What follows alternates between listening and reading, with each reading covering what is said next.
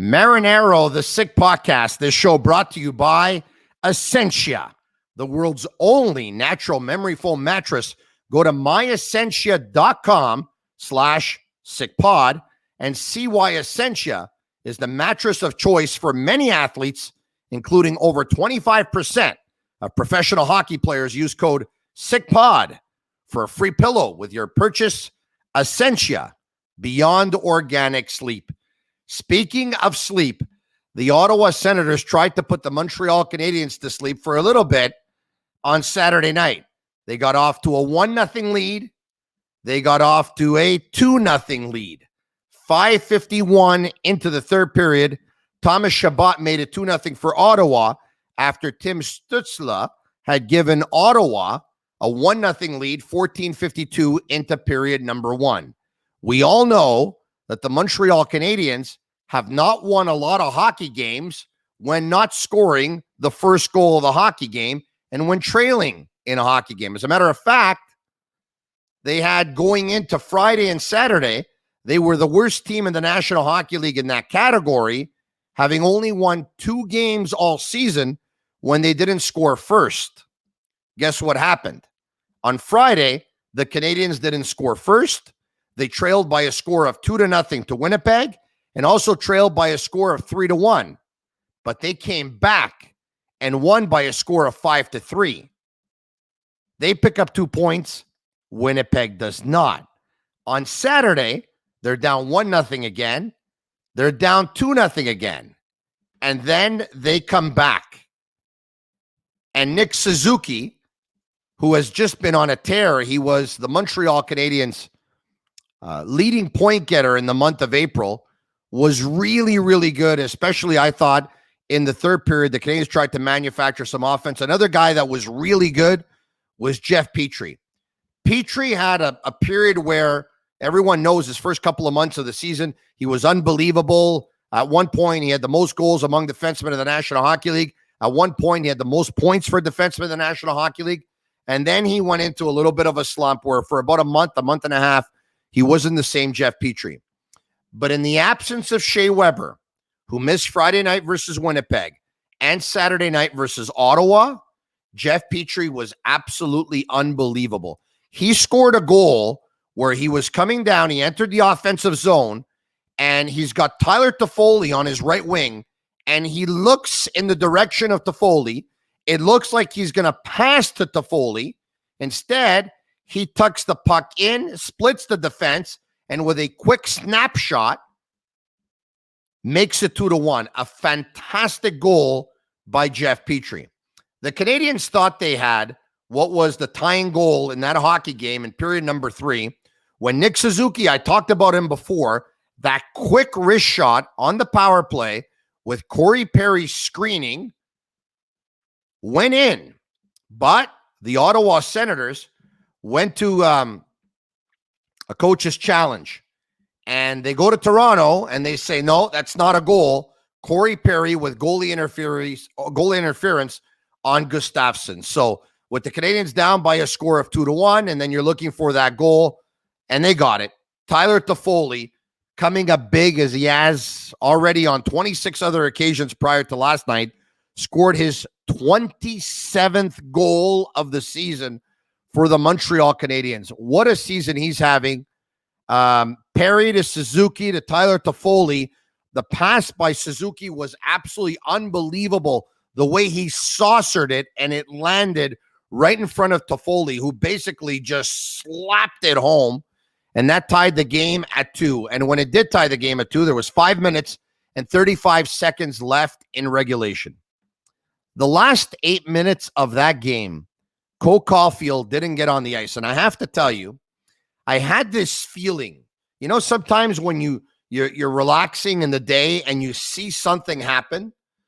I saw Cole Caufield scoring a big goal for the Montreal Canadiens. His first in the National Hockey League. He had really good scoring chances in his first game, in his second game, and in the third game versus Winnipeg on the Friday night. He led the Canadiens in a lot of advanced stats categories in terms of shots from the slot, getting himself open, shots on goal, premier scoring chances and all that stuff, and add it all up. I said to myself, I said, you know what? This guy's gonna, and I felt that way even before the Winnipeg game. It's coming, and I had a feeling he was going to score his first goal on Saturday night. But Dominic Ducharme, with the Canadiens down, what was it, 2-1 in that hockey game, had Cole Caufield on the bench for the final 8 minutes of that hockey game. And I was scratching my head saying, why is he doing this? They're down a goal. I have a feeling this kid can score tonight. But anyway, when Toffoli tied it up with 5 minutes and 35 seconds left in regulation, Caufield was still on the bench at that point. And I kind of understood why, because the coach wants to go with more experienced players. At that point, he wants this game to go to overtime, so he has his point in the bank. He has that point in the bank. And we'll talk about the overtime in about a minute or two here. But it's the Sick Podcast. And Montrealers, are you tired of going to the gas station? Use Fuelit service, whether you're at home, work, or anywhere in between. Download the Fuelit Canada app today. Fuelit, bringing gas to the 21st century. And I talk about gas right now because the game goes to overtime. And Brady Tkachuk starts that overtime for the Ottawa Senators, 3-on-3 hockey. And Tkachuk stays on the ice for 2 minutes and 25 seconds. And he's on the ice with Brandstrom, and he's on the ice with Stützle. And Dominic Ducharme has already thrown out a couple of players. I believe it's the third shift of the overtime period for the Canadiens. And he says, you know what? I'm going to put a fresh Cole Caufield on the ice. And Cole Caufield notices that the guys are standing still there, notices Jeff Petrie going down the left wing, a burst of speed into the offensive zone. He goes straight to that net, and he says, you know what? Petrie's going to get it to me, and I'm going to pot it home. And that's exactly what happened, and he scored. And once he scored, you couldn't help but be happy for the kid, a smile from ear to ear. And I thought about a couple of people last night, and obviously I thought about Montreal Canadiens fans, who, what a big win that was. And later that evening, Calgary lost by a score of 4-1 to Edmonton. So the Montreal Canadiens have an 8-point lead on the Calgary Flames with 6 games remaining in their regular season and in Calgary. So the Canadiens have obviously put themselves in a great spot now by picking up 4 points on the weekend. So I thought of Canadiens fans. I thought of the coaching staff. I thought of the players. I thought of the ownership group. I thought of the management team. I thought of Cole Caufield's family. And I also thought about his second family. Without further ado, I bring in, who was once upon a time, Cole Caufield's Billet family in Michigan. Lynn Chisholm, how you doing? Hey, how are you? Doing great here. Yeah, you got a big smile today. Oh my goodness. I can't stop looking at those pictures, the rewinds that I'm watching from the game last night. It was an amazing game, and what an end, and what a smile Cole had on his face last night. Let's rewind a couple of years if we can here, all right? Should be noted, you are a former Montrealer. You moved out to Michigan years ago. And when you move there with your husband and your son, and you get settled into your place, the real estate agent says what to you? She said, you have an extra bedroom, and we have the USA Training Center about 2 miles down the road. You really should billet a hockey player, because you've got this room. You guys love hockey. It's meant to be. And we actually followed through with it. We didn't know a soul here when we moved, and we thought it would be a good way to meet people. And it's been such a blessing. And our very first player that came to our door was Cole Caufield. Wow. Okay. So they give you how did that go down? They give you a call and they say, okay, so we got this young player for you. His name is Cole Caufield. Is that the way it went down? They do a lot of matching. The coach and some housing people came out to the house and met with us to kind of get a feel for our kind of lifestyle, and met with my son, my husband, and they tried to match the billets with the players. And right during that meeting, Coach Wroblewski said, "Oh, I think the Wisconsin kid would work good here." So he was from Wisconsin himself. So we're very glad that we got Cole. We got to read up a little bit about him before he arrived, and we got to chat with his parents and get a little bit of that relationship started. So that was awesome. So how did that chat go? It was good. I mean, Kelly, Cole's mom is she's amazing. I figured from one mom to another, I said she has to be so nervous about sending her 16-year-old boy off to another state. He was going to be finishing, he was going into grade 11 at the time. And I just had all the respect for her. And my goal was to try to make her feel comfortable and to let her know that I was going to take care of her boy. And it went well. That first conversation was good.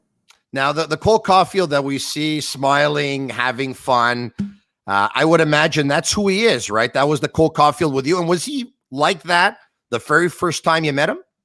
Yeah, he's so consistent. I mean, we kept waiting for that other side to come out, but he came here with a mission. He came here to be successful at his game. He kept his eye on the ball the whole time. He was an excellent student. And I mean, he was always very focused, but always very positive, I mean, if he had a couple of games where he wasn't happy, it was always seeing the glasses half full and knowing that things were going to get better that next day. All right, so that was with the U.S. National Development Program in Michigan, where he was there for about 2 years. Talk to me about like the most amazing thing that you saw him do on the ice, maybe the best game that he ever played in those 2 years. Oh boy, you know what? He had a way of, bringing it when it counted. There were several games. Some of them we had to watch from afar. He was, his very first international tournament was out in British Columbia. And he came home from that very first tournament with the best player of the tournament or most points or something like that. And he just took it in stride and it's like, no big deal. But game after game, we mostly had Friday night games here at the USA rink. And I think every game he played, he was just so consistent. And it was great to watch him in every game. I mean, there were a few that really stood out that, we never really talked about it at home, but we knew that he could beat Austin Matthews, NTDP point, I forget what exactly it was, his point streak or the number of points that he had in the 2 years. And he was very close to it. And when that happened, we were, beyond super proud. So you never really talked about hockey all that much with him at home. Was that by choice? Was it something that was made clear to you at the beginning? Was it something that you and your family just chose not to do because he was going to have so much of it already? Or yeah, my husband and I from the get-go decided, and we knew what our role was as Billet parents, but we said, we're here if he wants to talk about the game, that's great. I mean, we're certainly going to tell him he had a great game. But beyond that, our role was to help him try to have a normal teenage life. And that's what our big focus was. Awesome stuff. All right. So on 2019 NHL draft, round one, a lot of people think he's going to go top 10. He doesn't. 11, 12, 13, 14. The Montreal Canadiens are up, and they announce that they've drafted Cole Caufield. You're a Canadiens fan. You grew up in Montreal. You've billeted Cole Caufield for 2 years. They draft Cole Caufield. Can you begin to put into words how excited you were? It was amazing. I was like, it's just meant to be. And knowing his personality and knowing that he is the type of kid that could play well in Montreal, I thought, wow, this is just amazing. We were super happy.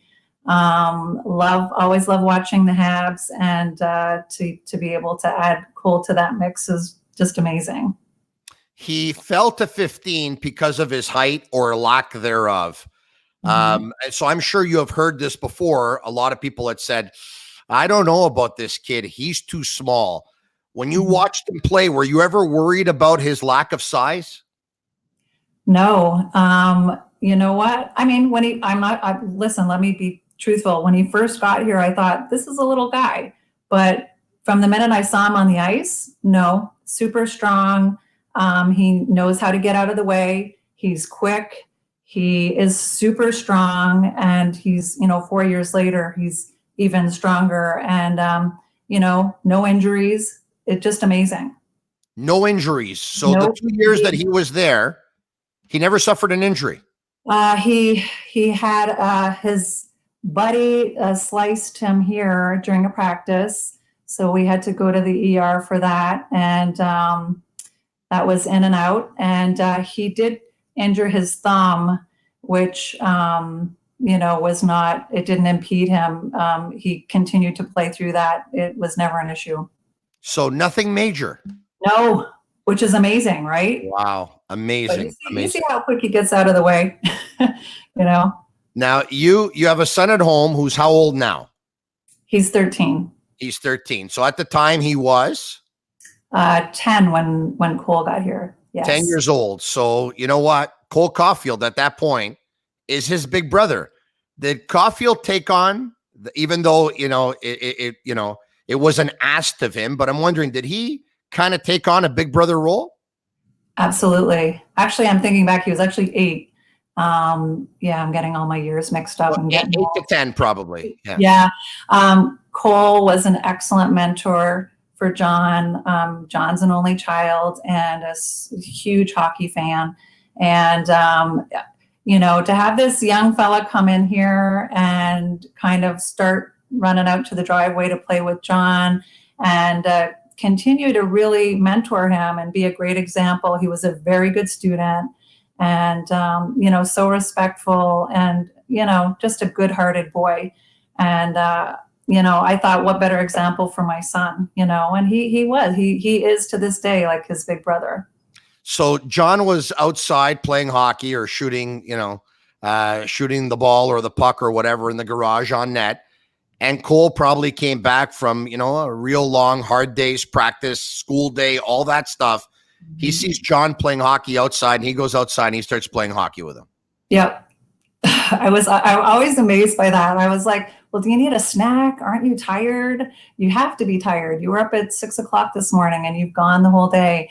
And, part of it was just the love of the game too. It was like fun, so, and, but he took that on and I was so grateful to him for that. Right. I want to get back to the draft. The day he's drafted, where were you? Where was your family? Where were you watching this? We were in Vancouver. We were at the hotel the morning of the draft. We knew where we were going to be sitting.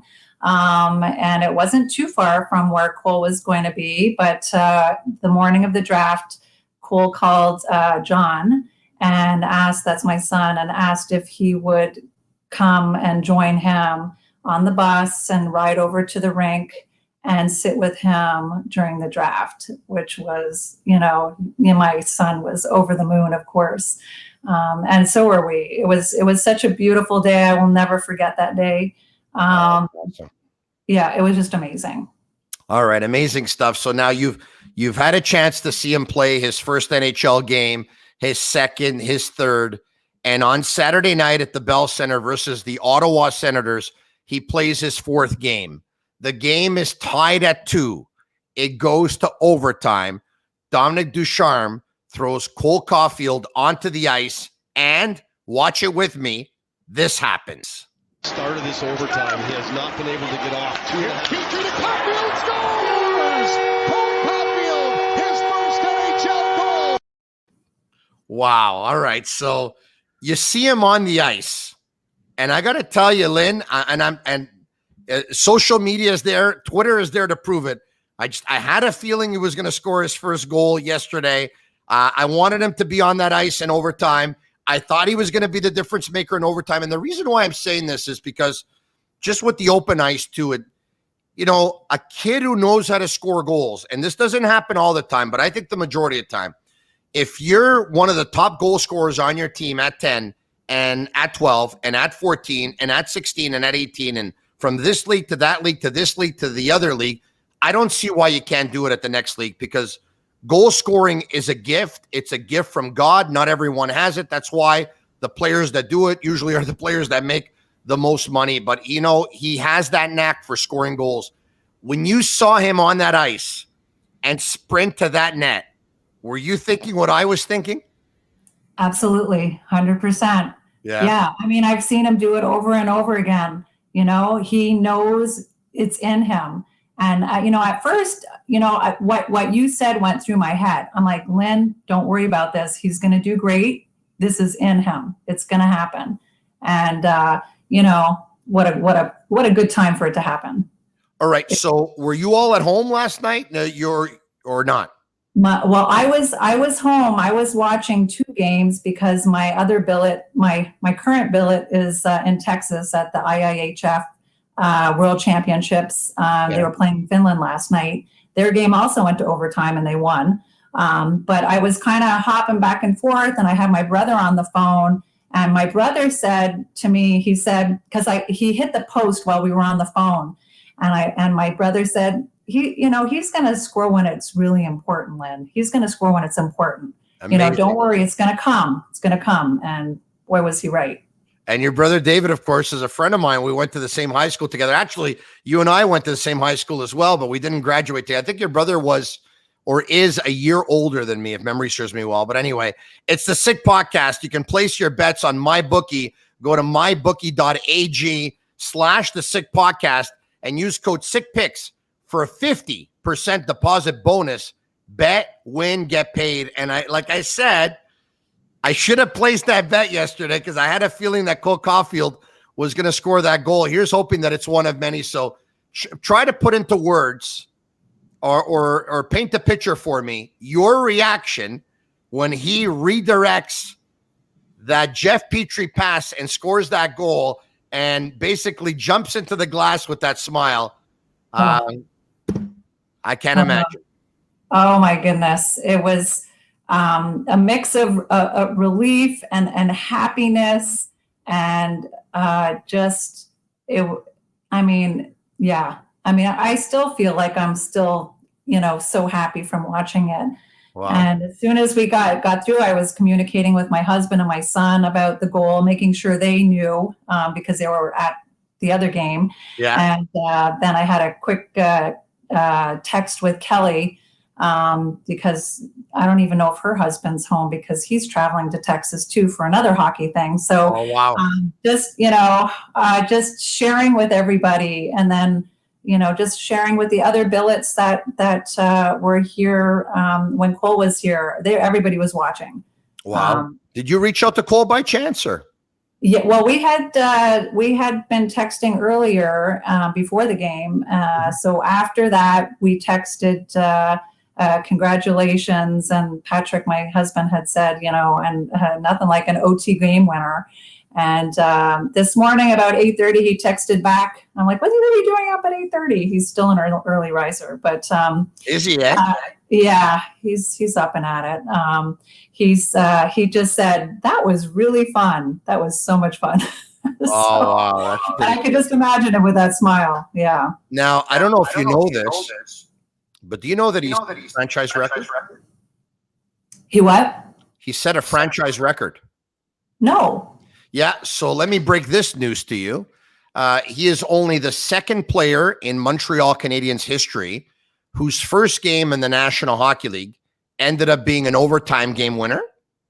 So he's tied with another player. And he broke the franchise record for the youngest Montreal Canadiens player to score an overtime game winner in the regular season. So he now holds a new franchise record for one of the most historical franchises in the history of all professional sports, especially hockey, with 24 Stanley Cups. Let that sink in. Oh my God. Wow, that's amazing. That's amazing. Isn't that kind of cool? It's totally cool. The boy likes to break records. What do you say to those who are like, oh no, as good as this is not going to be good, because now the expectations are going to be, he's going to be expected to score big goals. He's going to be expected going forward to score a lot of goals. It's Montreal. There's so much pressure. There's so much media scrutiny. You hear about it. You read about it on social media, on sports talk shows, on television shows. What do you say to those that are worried that Cole might end up getting burned because Montreal is just too tough? Cole, he is extremely competitive. He has always put all that pressure on himself. Any pressure that's coming from the outside, he doesn't need that. He doesn't hear it. He's very focused. He knows what he needs to do, and he will do it.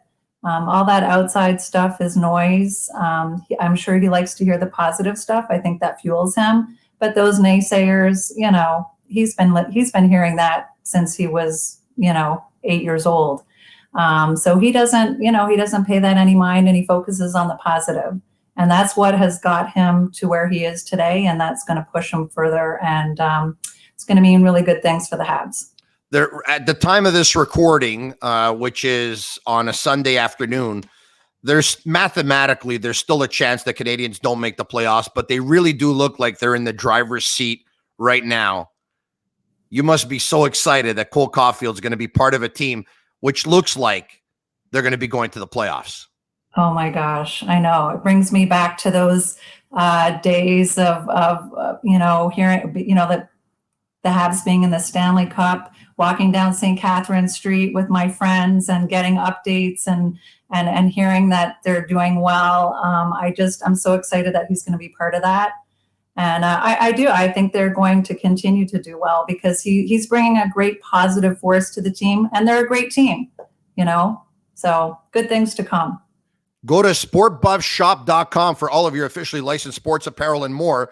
Use code SICK15 for 15% off on all of their items.